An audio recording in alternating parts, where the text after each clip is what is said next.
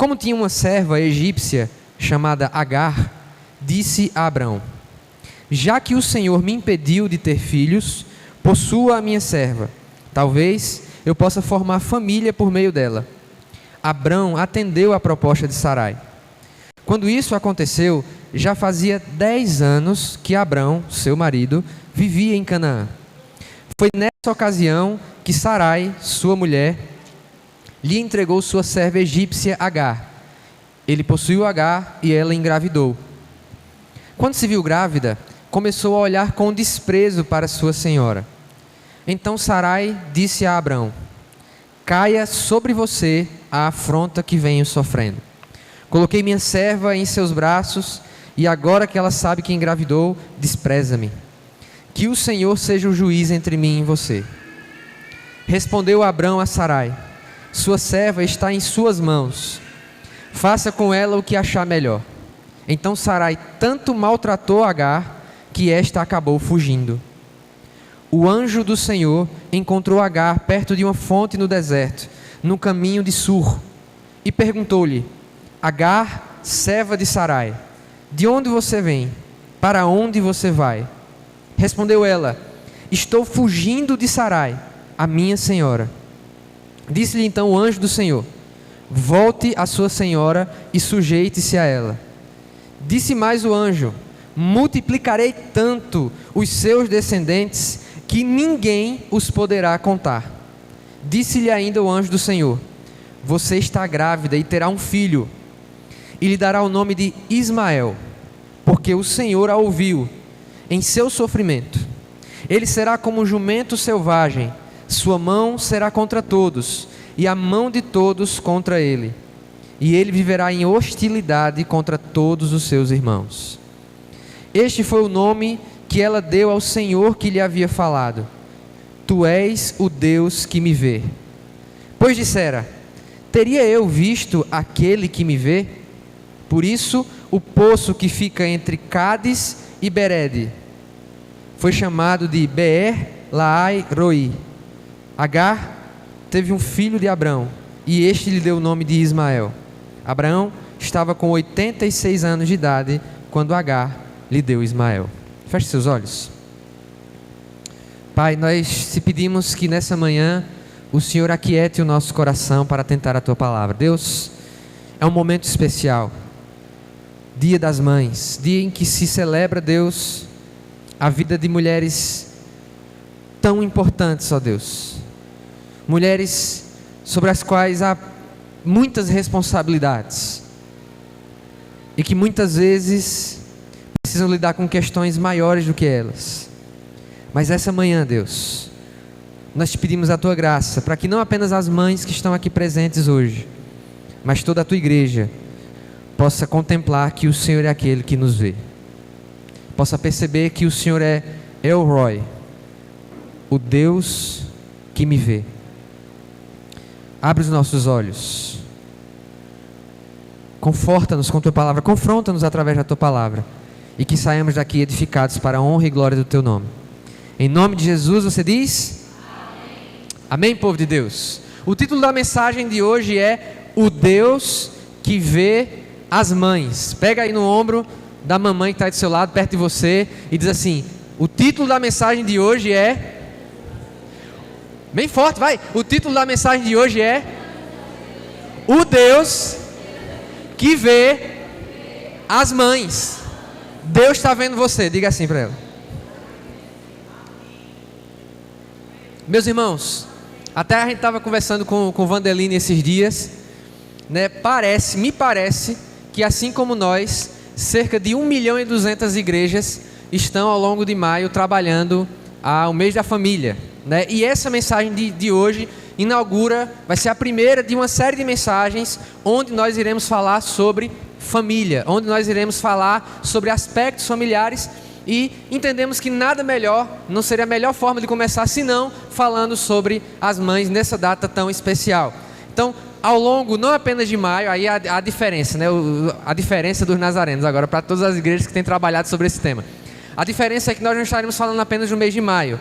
Em maio e em junho nós estaremos falando sobre família. Então serão 2 meses de mensagens focadas no tema Famílias Fortalecidas. Se você ainda não fez a leitura, inclusive, do texto que está no nosso informativo, faça a leitura, que é justamente nós falamos um pouquinho sobre esse tema, e ao longo de junho também estaremos falando sobre família. Nós vamos falar de uma forma, assim como nessa passagem de hoje, né, talvez você nunca tenha ouvido na sua vida uma pregação sobre Agar, né, talvez você tenha colocado na sua cabeça que ela é uma pessoa assim problemática, foi uma pessoa que gerou problema, né, na vida do pai da fé, da mãe da fé, né, que são Abraão e Sara.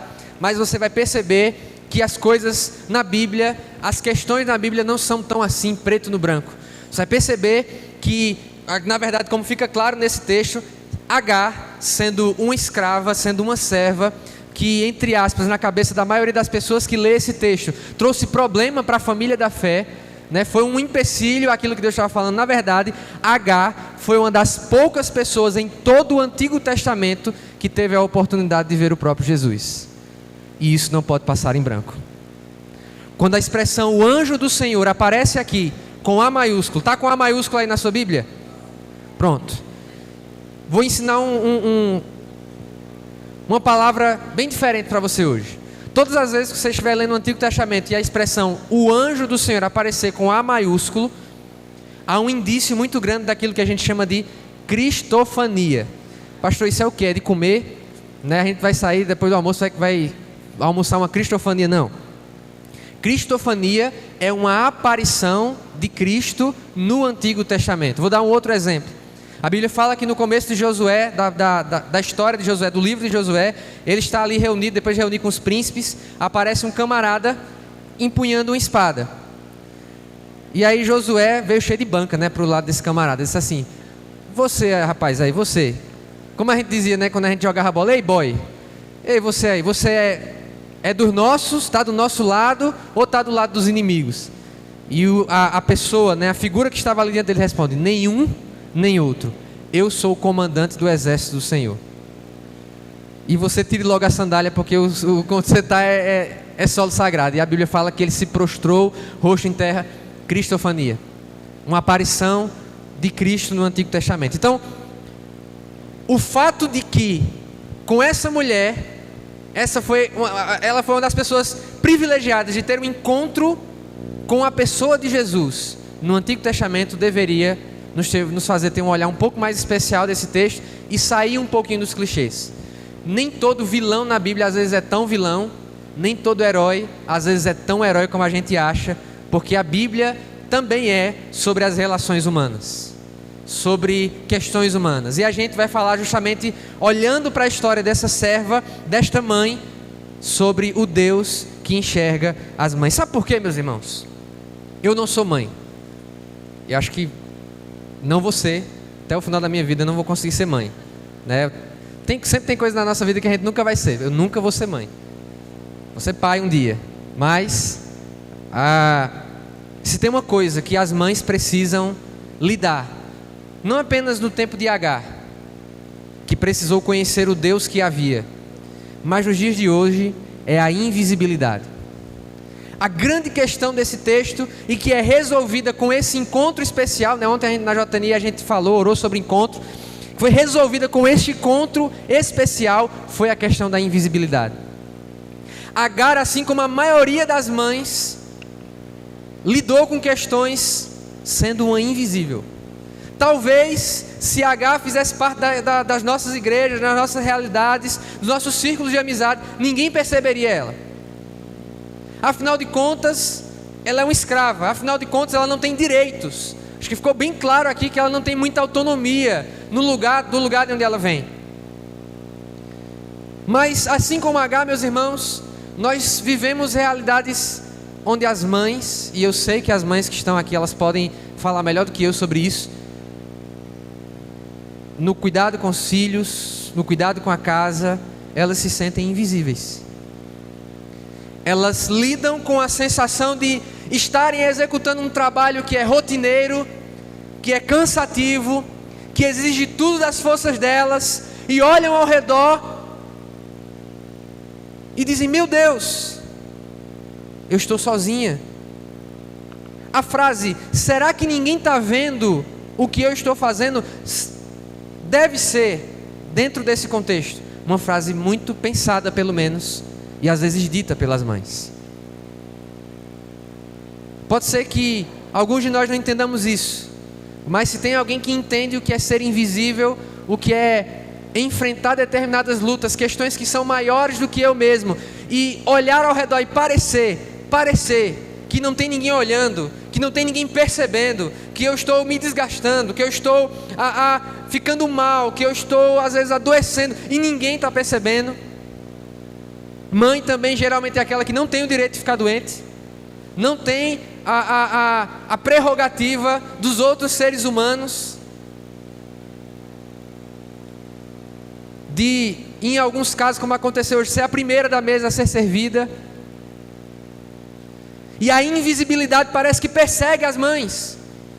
E esse senso de que eu estou fazendo algo, eu estou recebi da parte do Senhor a missão nobre de gerar uma vida, e não apenas gerá-la, mas cuidar dessa vida.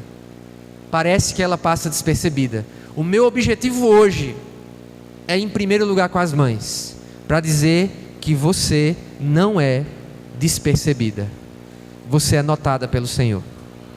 Se tem uma coisa que essa passagem vai nos ensinar hoje, é que você, mãe, e você que talvez não é mãe hoje, mas luta contra essa questão da invisibilidade, fazer algo e não ser notado, você é percebido pelo Deus que te vê. Elroy, guarda essa palavra, porque além de ter sido uma das poucas pessoas em todo o Antigo Testamento que teve uma aparição de Cristo,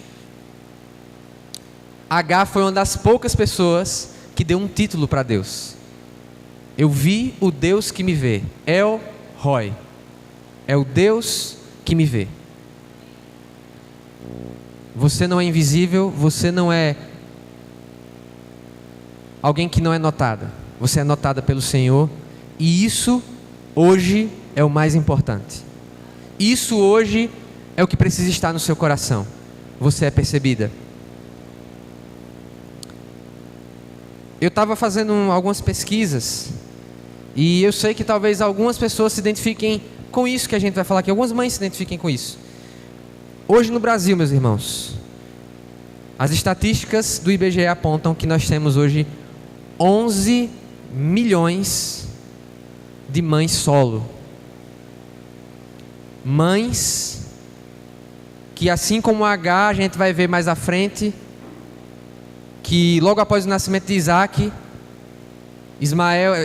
foi desmamado, e aí Ismael, já crescidinho, eles dois foram mandados embora. Agar se tornou mãe solo. 11 milhões no Brasil. Desses 11 milhões, 72% sem nenhuma rede de apoio, sem nenhum parente que ajude. 72% desses 11 milhões. E eu sei que mesmo aquelas famílias que contam com a presença masculina, nem todas podem dizer que essa presença é real. A presença paterna é figurativa, e isso eu falo agora para os homens. Isso deveria fazer a gente se jogar no chão e pedir a misericórdia de Deus, porque o que Satanás tem feito com os homens. A gente falou há algumas semanas no encontro de homens sobre covardia. Como Satanás tem plantado covardia no coração dos homens e ter feito eles fugirem. 11 milhões. 11 milhões. Milhões de crianças que não têm nenhum registro do seu pai no documento delas. E mães que, assim como Agar, precisam lidar com a invisibilidade, às vezes mesmo tendo a presença física do pai. E eu quero hoje trazer 3 lições então, a partir dessa história do Deus que enxerga as mães. A primeira delas é: Deus vê o seu contexto. Deus viu o contexto de Agar. A segunda delas: Deus vê o seu coração. E em terceiro lugar, concluindo aquilo que nós iremos compartilhar hoje: pare de fugir do Deus que te vê. Amém? Em primeiro lugar, nós observando o texto, fica claro, meus irmãos, que Deus, esse Deus que enxerga as mães, é o Deus que enxerga o contexto de onde elas vêm. É o Deus que sabe quais são as circunstâncias de vida que cada mãe, que cada pessoa enfrenta, que são só suas. Talvez nenhuma das mães hoje, ou nenhum de nós poderia dizer que vive como Agar vivia. Meus irmãos, pense, nós não sabemos exatamente em que momento Agar aparece nessa história, porque até esse momento ela é anônima. Talvez no tempo em que Abraão esteve com a sua esposa no Egito, e ele enganou o rei do Egito, dizendo que Sara era irmã dele, e recebeu, por causa dessa mentira dele, o pai da fé, receba aí o pai da fé. Recebeu por causa da mentira dele muito dinheiro. Talvez Agar tenha sido parte desse pacote que Abraão recebeu quando foi expulso do Egito por causa da mentira dele. É bem provável que isso tenha acontecido, mas nós não sabemos muito, além do que esses capítulos, o capítulo 16 e mais à frente, né, nós vamos ver isso, a definitiva expulsão deles, lá no capítulo 21, que eu vou recomendar que você leia em casa, com mais calma. A não ser nisso, nós não sabemos como foi que Agar foi parar nessa história. E se você prestou atenção na leitura que a gente fez, ninguém perguntou a Agar qual era a vontade dela. Abraão e Sara, eles tinham uma promessa, que aqui ainda era Abrão e Sarai. Eles tinham uma promessa da parte do Senhor de que eles teriam filho, de que eles multiplicariam os descendentes deles. Mas a solução que foi proposta por Sarai, a solução que foi proposta por ela de entregar a Abraão a sua serva, mostra que em muito desses momentos, esses anos em que eles aguardavam a promessa de Deus, eles não creram. Agar e Ismael foram uma solução de quem não creu na palavra de Deus. Agar e Ismael foram envolvidos na história de um casal que foi chamado a andar em fé, mas que em um determinado momento vacilou. Você viu no texto que quando Ismael nasceu, Abraão tinha 86 anos. O negócio estava ficando difícil. Sarai não tinha filhos. E eles pensaram em algum momento: eu vou dar uma solução. Eu não vou ficar esperando Deus resolver o meu problema. A questão é que a solução deles envolvia Agar. Alguém por ser uma escrava, sem vontade própria, sem condições de escolher e dizer: eu não quero isso. Alguém que foi, nesse contexto, tratado como objeto, para atender os propósitos de uma família que deveria ter fé, mas que nesse momento estava duvidando da promessa do Senhor. Isso acontece às vezes, mamães e todos aqueles que me ouvem hoje. Às vezes, a falta de fé de pessoas que estão ao nosso redor, a falta de confiança nas promessas de Deus das pessoas que estão ao nosso redor, nos atingem. O que Agar poderia fazer? Às vezes as mamães e todos nós nos vemos em situações, até dentro do contexto familiar mesmo, que a gente diz: o que eu vou poder fazer com isso? Mas eu estou aqui hoje, a partir desse texto, dessa mulher que carrega consigo um sofrimento e carrega com ela a invisibilidade, para te dizer: Deus conhece o seu contexto. Deus sabe até onde você consegue ir. Deus conhecia aquilo que estava acontecendo, o contexto. E Ele esperava, nesse momento, quem se esperava ter fé, de quem se esperava confiar na promessa do Senhor, era o casal da promessa. Mas eles não tiveram essa fé, e isso respingou em Agar. Há coisas, minhas irmãs, meus irmãos, que são contextuais, circunstâncias das nossas vidas. E a gente já falou sobre isso já algumas vezes, que a gente simplesmente não tem como mudar. Mas eu quero que você saia daqui, mãe, hoje segura de que Deus sabe disso. De que Deus sabe que você hoje luta contra questões que você não tem o poder de mudar. Que mesmo que você fizesse 30 cursos, mesmo que você movesse céus e terra, você não consegue mudar essa situação. E por isso que a gente já ensinou aqui na igreja a oração da serenidade. que diz justamente isso, que ele diz: concedei-me, Senhor, sabedoria para mudar as coisas que eu consigo mudar, resignação, paciência para suportar aquelas que eu não consigo mudar, e entendimento, eu já troquei tudo, para diferenciar uma coisa da outra. Ou seja, há coisas que eu posso mudar e eu preciso de força para mudar, há coisas que eu não consigo mudar e eu preciso de resignação, de confiança no Senhor para entender que isto não é da minha alçada. Ou então, como dizia um senhorzinho que jogava dominó lá perto da escola que eu estudava lá em Arco Verde: isso aí já não é mais da minha ossada. Ele dizia ossada. Tem coisa que não é da nossa ossada,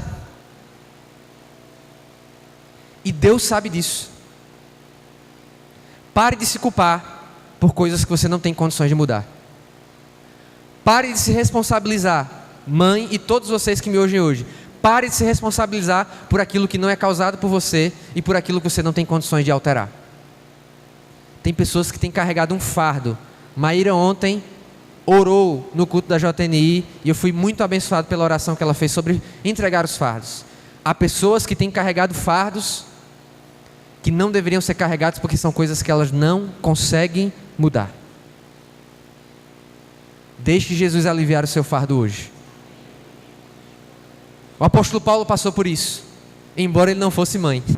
O apóstolo Paulo também não era mãe, mas ele passou por isso. A Bíblia fala que, por causa das visões celestiais que ele recebeu, um espinho foi colocado sobre a carne dele, um mensageiro de Satanás, diz a palavra. E o apóstolo Paulo, veja só, a gente está falando do apóstolo Paulo. A Bíblia fala que o lenço do apóstolo Paulo curava as pessoas.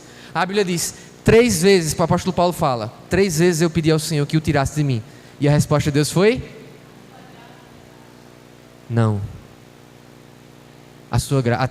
A minha graça te basta. E o apóstolo Paulo, e nós muitas vezes precisamos dizer: sim, Senhor. Amém. O Senhor que manda, porque é Ele que manda. É Ele quem controla as nossas vidas. E às vezes Ele coloca questões, situações, problemas, obstáculos, que a gente talvez vai ter que conviver o resto da vida com eles. Talvez é algo na sua saúde. Talvez é algo de contexto familiar. Eu não estou falando sobre permanecer em lugares que vão te adoecendo e que você tem condições de alterar isso. Estou falando sobre coisas que não há como mudar. Questões que não estão fora, como eu já disse, da nossa ossada. Mas mude aquilo que precisa ser mudado. E uma coisa que precisa ser dito é que, independente do contexto em que você vive, mãe e os demais que nos ouvem hoje, que vão ouvir essa mensagem que está sendo transmitida, independente do contexto de onde você veio, eu sempre gosto de mencionar a história de Elias. A Bíblia começa dizendo Elias, lá em 1 Reis capítulo 17, quando é mencionado Elias, simplesmente o maior representante de todos os profetas. A Bíblia diz lá, Elias o tesbita. Ninguém, absolutamente ninguém sabe o que é Tisbé, que era a cidade de onde Elias vinha. Tipo assim, uma cidade sem nenhuma importância. E às vezes eu ficava pensando, e limitando, alguns anos atrás, refletindo sobre isso. Rapaz, será que Deus realmente quer fazer alguma coisa comigo? Porque Ele me fez. E aí os irmãos de Arco Verde que vão ouvir isso, em nome de Jesus. Mas Ele me fez nascer em Arco Verde, cidadezinha do sertão. Aí um dia eu estava lendo esse texto, Elias de Tisbé, ou Elias o tesbita. Era como se fosse assim, Davi o arcoverdense, não dizendo que eu sou Elias. Aí eu fui procurar, não tem nada de Tisbé na Bíblia. Não é Jerusalém, não é Hebron, não é Gileade. Não são regiões importantes. Porque o contexto, meus irmãos, de onde nós saímos, a realidade de onde nós saímos não determina quem nós somos. Por isso que saber que Deus é aquele que vê o nosso contexto, vê o teu contexto familiar, vê a tua origem, conhece a tua história, saber e sabe, aqui há coisas na tua vida que você não consegue mudar, que você não consegue com sua própria força alterar. É dizer: Senhor, eu sei que meu contexto tem essa e essa dificuldade, mas a minha história, o meu relacionamento com o Senhor não é determinado pelo meu contexto, assim como aconteceu com Agar. Em segundo lugar, esse Deus que vê o teu contexto, que vê tua trajetória, é o Deus que vê o teu coração. Agar foi incluída numa solução humana de uma família que se esperava dela que tivesse fé, mas não teve. Ela foi envolvida. Ela engravidou. E quando ela engravidou, a palavra do Senhor, vamos ler de novo aqui o versículo.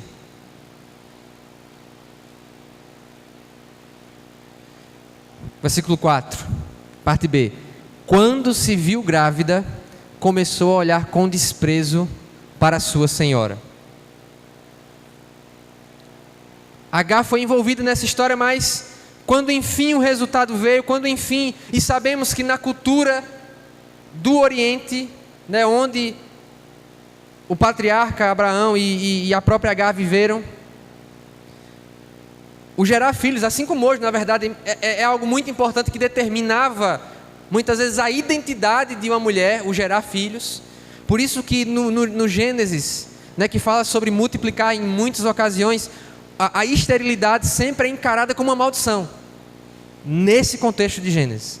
Então Agar, ela se vê nessa posição como alguém que agora é capaz de gerar, tendo uma senhora que até esse momento não havia gerado.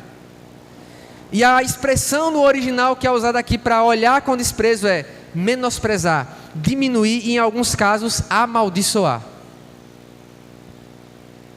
Então, embora tenha sido envolvida nessa situação, em algum momento dessa história, ao se perceber grávida, o coração de Agar passou a não ser um coração correto. Passou a olhar para aquela situação como uma oportunidade de vingança.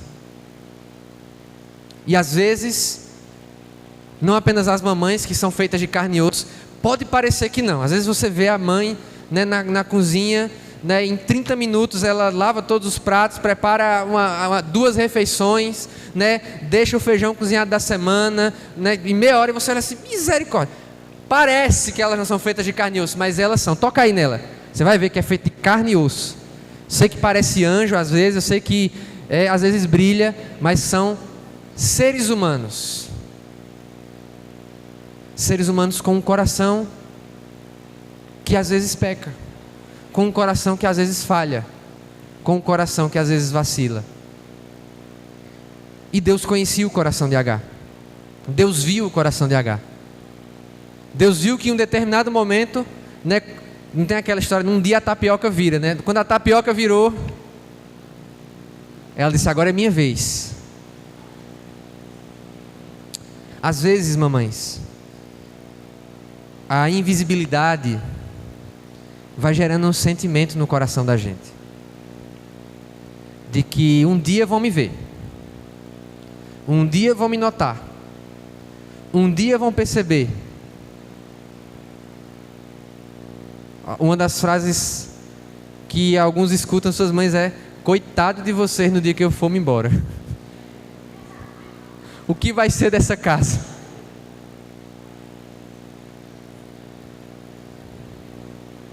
Deus, que eu vivo. Minha mãe já disse uma coisa parecida: que eu vivo bem muito, viu, meu filho?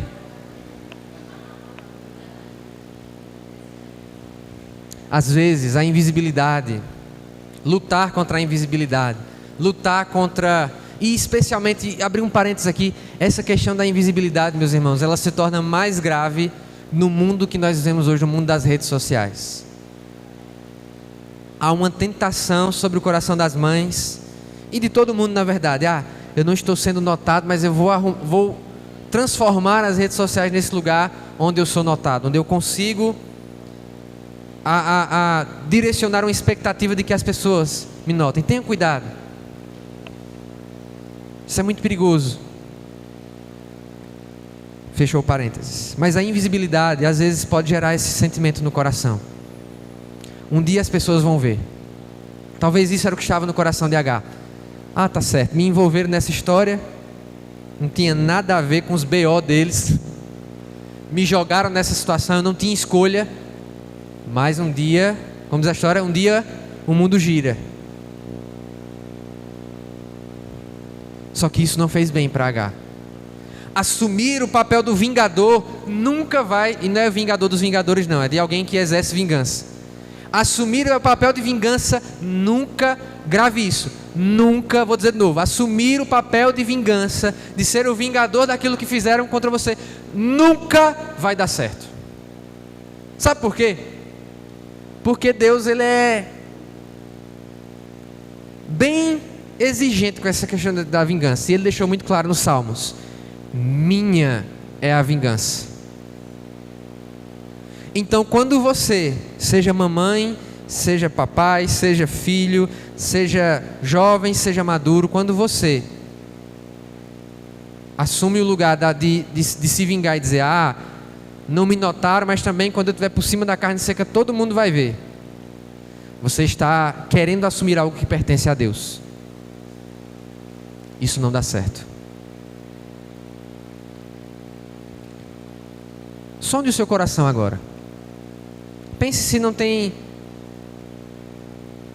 às vezes, alguma situação em que esse pensamento surge, em que essa vontade surge. Uma frase que eu vejo as pessoas muito dizendo, não só as mães, isso é comum em todo canto: só Deus pode me julgar. A gente devia ter medo de dizer uma frase dessa. Ah, não sei o que, não sei o que, mas só Deus pode me julgar. A gente devia ficar, misericórdia, dizer e depois chorar. Mas há algo especial sobre o fato de Deus conhecer o seu coração. Diante dele, mamãe e todos que estão aqui hoje, você pode ser quem você é. Você não precisa ser a super-heroína. Você não precisa ser aquela que resolve todos os problemas. Você não precisa ser aquela que, diante dos filhos, diante das situações, guarda as lágrimas. Você não precisa ser aquela, como eu vi muitas vezes minha mãe fazendo, assumir a bronca, e diante dos filhos está tudo bem.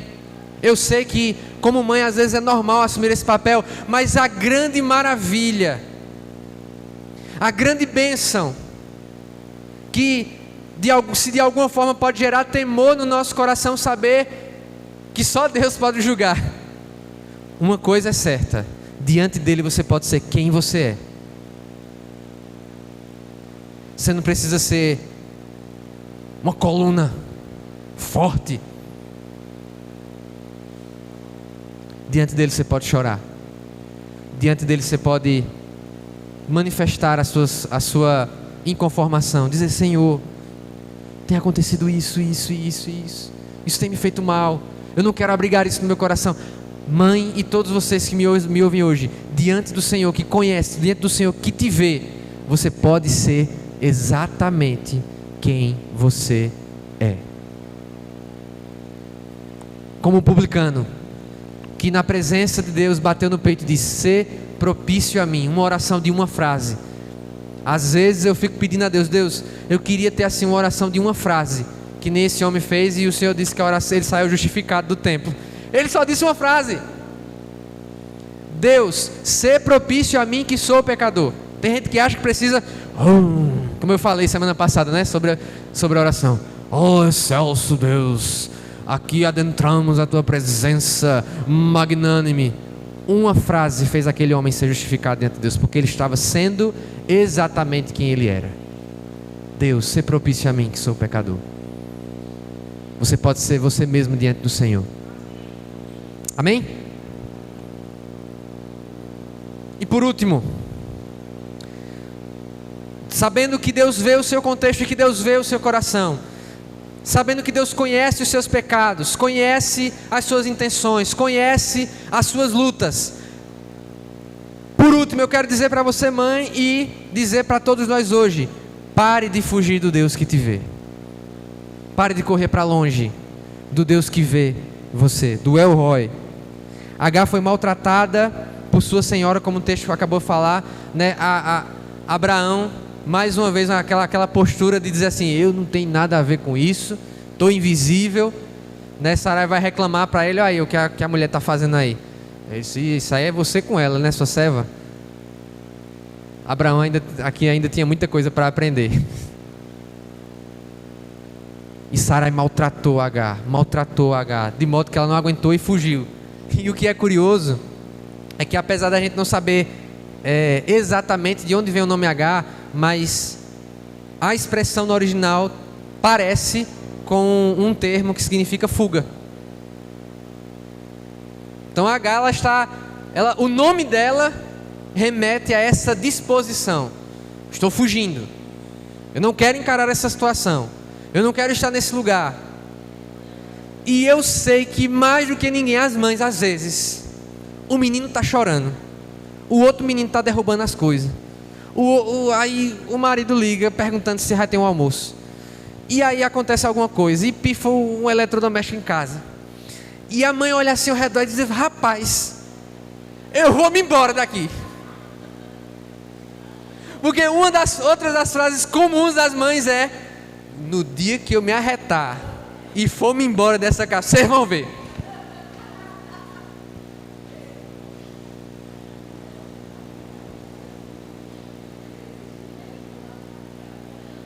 Às vezes não exatamente como acontecia com Sarai, mas às vezes as mães, elas são maltratadas pelo ambiente em que elas estão, e elas chegam num ponto de dizer: não aguento mais.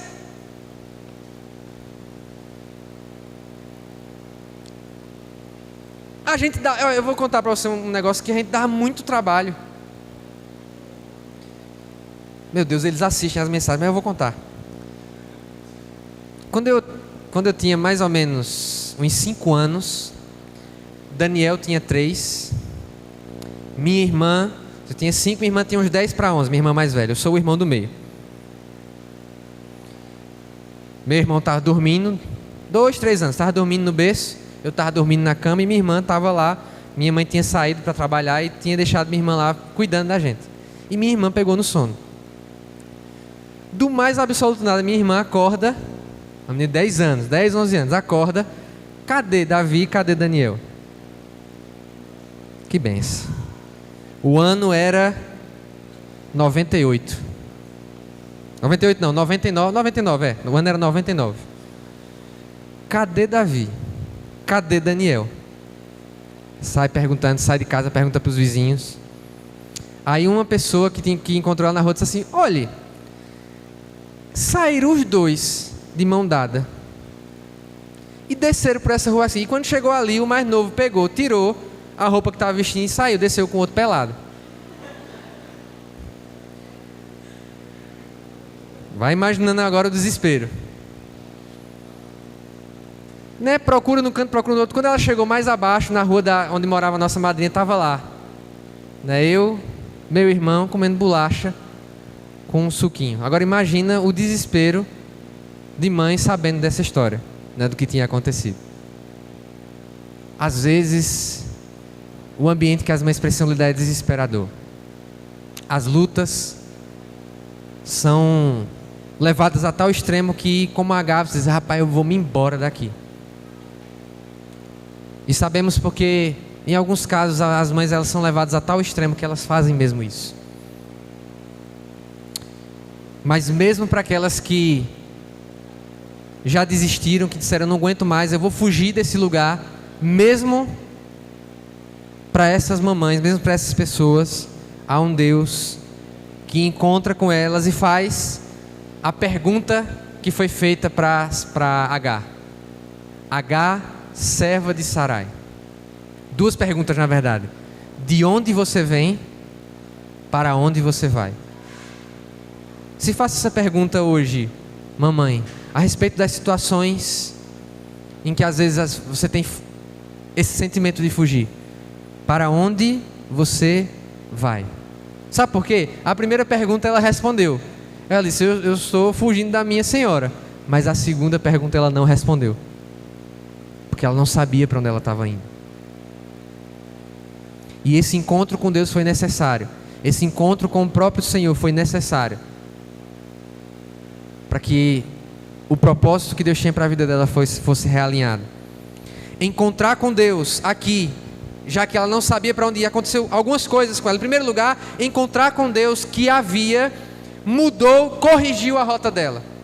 Deus diz: olhe, volte para a sua senhora, mas não é para ser maltratada. Volte, porque há um propósito a respeito desse filho que você está carregando. Há uma expectativa a respeito desse filho que só será cumprida quando você voltar e encarar aquela situação, e encarar aquela questão, e lidar com aquele lugar, e enfrentar, se posicionar e ser aquilo que eu espero que você seja agora. Ver o Deus que havia também mostrou que a vida dela tinha significado. Porque levada ao extremo, aquela pessoa que se sente invisível, ela olha sim em um determinado momento e diz: qual é o propósito da minha vida? Para que eu estou aqui? E Deus, ao se encontrar com Agar, está dizendo: olha, a sua vida, a sua existência, ela tem um propósito, ela tem você tem algo a ser executado. Se não for você, alguém muito importante não vai vir ao mundo, que foi Ismael. Você pode dizer: porque Ismael é o pai de todos os povos árabes e é o pessoal que dá muito problema hoje. Não importa, a vontade do Senhor é a vontade do Senhor, e era a vontade do Senhor que esse menino nascesse. Era o desejo de Deus que esse menino nascesse. Ver o Deus que havia mostrou que sua vida tinha significado. Ver o Deus que havia a fez conhecer as promessas de Deus para a vida dela. Deus traz uma palavra que é colocada até em poesia aqui: você está grávida e terá um filho que lhe dará o nome de Ismael. Olha que coisa maravilhosa. Ismael significa Deus ouviu. Ou seja, o Deus que vê também é o Deus que ouve. O Deus que vê é também o Deus que ouve. De modo que nenhuma das suas orações são em vão. Ainda aquelas que a gente diz umas coisas, a gente, rapaz, não significou nada aquilo. Sabe aquelas orações que a gente faz às vezes com sono? Deus abençoa meu pecado, perdoa minhas tentações. Se Paulo disse que a gente não sabe orar como convém, ele disse: nós não sabemos, falando dele mesmo, que o Espírito Santo nos ajuda. Conte com a ajuda do Espírito Santo e saiba que Deus ouve. Deus ouve as suas orações. E ver o Deus que havia fez conhecer as promessas de Deus. E por último, encontrar o Senhor fez ela perceber que os erros dela não precisavam definir quem era o seu filho. Veja só, Agar é alguém que tanto aqui como em outra situação, no caso da segunda situação, ela foi expulsa, mas Agar aqui está sendo definida como alguém que fugiu de um determinado lugar, alguém que fugiu de uma determinada situação. Mas olha que coisa interessante, a palavra que é dada a respeito de Ismael, o filho dela, diz o contrário a respeito dele: você está grávida e terá um filho, e lhe dará o nome de Ismael, porque o Senhor a ouviu em seu sofrimento. Ele será como um jumento selvagem, sua mão será contra todos, e a mão de todos contra ele, e ele viverá em hostilidade contra todos os seus irmãos. Ele está dizendo: olha, você é uma mãe que agora está fugindo, mas o seu filho, a sua descendência, e Deus está abençoando a descendência, você vai multiplicar, você vai ter uma grande descendência. Dizer que a descendência de alguém vai ser multiplicada em Gênesis é uma bênção daquelas. A outra pessoa que recebeu nesse mesmo contexto foi o próprio Abraão: multiplicarei a tua descendência. Isso é bênção em Gênesis. No contexto de Gênesis, dizer que a descendência de alguém vai ser multiplicada é dizer que Deus está abençoando aquela coisa. E ele diz, no versículo 10: multiplicarei tanto os seus descendentes que ninguém os poderá contar. A mesma promessa que foi dada para Abraão. Olha que coisa. Deus vai multiplicar a descendência de Agar. Só que diferente de Agar que fugiu, saiba hoje, né? Diferente de Agar que fugiu, Deus está dizendo: Ismael não vai ser o que foge, não. Ismael, ele fica e luta. Às vezes as mães, elas se culpam e acham que: eu sou tão falha nessa área, eu acho que meu filho vai cair nisso, naquilo, que a minha filha vai errar nas mesmas coisas. Nem sempre isso acontece. Quando a sua confiança, mãe, está depositada no Senhor, os erros não precisam ser os mesmos. É importante nessa manhã, de todas as coisas, saber que nós não precisamos fugir do Deus que nos vê. Que todas as vezes que Ele nos encontra, não é simplesmente para julgar. As perguntas que o Deus fez para Agar não são de julgamento. Ele está alinhando o propósito da vida dela. E está mostrando o que Ele esperava para a vida dela. Todas as vezes que Deus enxerga a mim e a você, todas as vezes que conhecemos um pouco mais do Deus que nos vê, nós estamos alinhando quem nós somos. Fique de pé.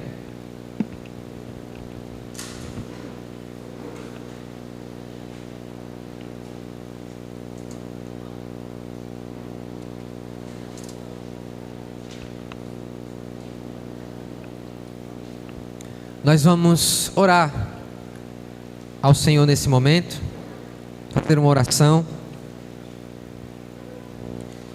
Eu queria chamar as mamães aqui à frente para nós estarmos nesse momento orando pela vida das nossas mães. Dizer a você que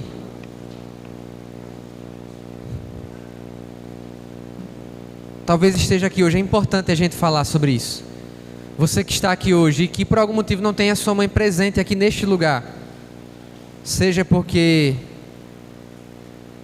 a sua mamãe não está mais viva, seja porque ela ainda não tem caminhado com o Senhor, eu quero dizer para você que a casa do Senhor também é lugar de adoção nesse sentido. Que na casa do Senhor podemos encontrar referências daquilo que na nossa vida comum, na nossa vida familiar nos faltou. Mas nós vamos fazer essa oração por essas guerreiras que estão aqui.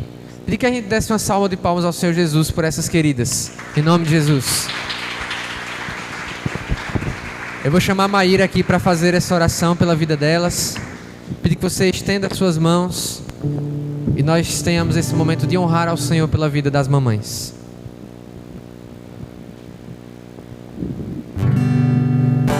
Amém, Pai, nós louvamos o Teu nome, Senhor, porque o Senhor nos fez, Deus, como mulheres. O Senhor nos deu, Senhor, a poderosa missão, Senhor, de gerar. E eu oro, Senhor, por essas mães, mães de bebês, mães de crianças, de adolescentes, adultos, Pai. Que o Senhor, fortaleça as suas mãos, Deus. Oramos para que o Senhor fortaleça, Senhor, a sua mente, o seu coração, Pai.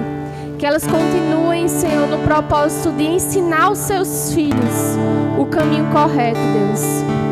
Que elas continuem com o propósito de ensinar os seus filhos a palavra do Senhor, Deus. Não permite, Pai, que as ideologias deste mundo entrem nos seus corações, Senhor. Que os ensinamentos, as palavras deste mundo determinem quem elas sejam, Senhor. Mas que elas tenham no coração delas o entendimento de que quem elas são é firmado no Senhor, Deus. Que elas tenham no coração, na mente, nas ações, nas palavras, a luz que vem do Senhor Jesus, Deus. Que elas possam ser mães que tragam a presença do Senhor para as suas casas, Deus. Que elas possam, Senhor, ser mães diligentes. Que elas possam, Senhor, ser mães de oração, Senhor. Que mesmo diante das dificuldades, Pai, elas não cessem de orar. Mas que o lugar de paz, Senhor, o lar delas, Senhor, seja de joelho no chão com o Pai delas. Porque elas são mães. Mas assim como foi falado aqui, Senhor, elas não são desamparadas, Deus. Elas não são, Senhor, deixadas para trás. Mas elas são vistas pelo Senhor em todo o tempo. Na bonança, Senhor, na alegria, na tristeza. Muitas vezes no desespero, no choro, sem saber o que fazer. Mas que essa palavra, Senhor, entre de maneira eficaz no coração delas, de que elas são vistas e ouvidas pelo Senhor, Deus. Oramos, Senhor, para que as tarefas do dia a dia, de casa, do trabalho, com os filhos, Senhor, não as consumam, mas que elas entendam que a sua identidade é que verdadeiramente vale o seu tempo. A sua identidade, Senhor, é que verdadeiramente diz quem elas são, não é o que elas fazem ou deixam de fazer, Senhor. As ajuda, Senhor, em seus trabalhos. As ajuda, Senhor, nos deveres de casa, nas coisas que elas fazem, Senhor. Que elas saibam, Pai, que elas não estão sozinhas, mas que há um Pai que está, Senhor, segurando em sua mão e dizendo: vamos, filha, eu ajudo você. Eu estou com você, filha. Eu estou com você, você não está sozinha. Em nome de Jesus, Pai, nós oramos por cada uma dessas mulheres, Senhor. Pois sabemos que o Senhor tem cuidado delas nos mínimos detalhes, Pai. Que o Senhor lembre, Pai, a elas todos os dias e dar a elas, Senhor, um coração de gratidão, Senhor. Que elas possam, Senhor, ver os pequenos detalhes, os pequenos cuidados do Senhor na vida delas, Senhor. E possam enxergar com gratidão, Senhor, a Tua bondade, Senhor, na vida delas, Deus. Em nome de Jesus, Senhor, continua cuidando de cada uma, Deus. Transformando o seu caráter e tornando-as cada vez mais parecidas contigo, Senhor. Em nome de Jesus. Amém.